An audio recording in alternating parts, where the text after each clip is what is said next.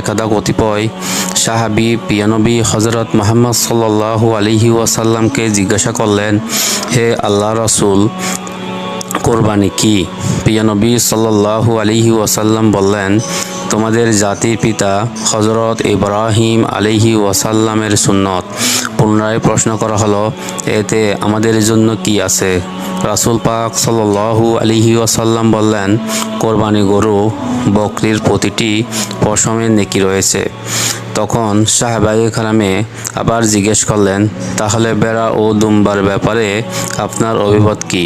তিনি উত্তরে বললেন, ভেড়া ও দুম্বার পশমেও সোয়াব আছে।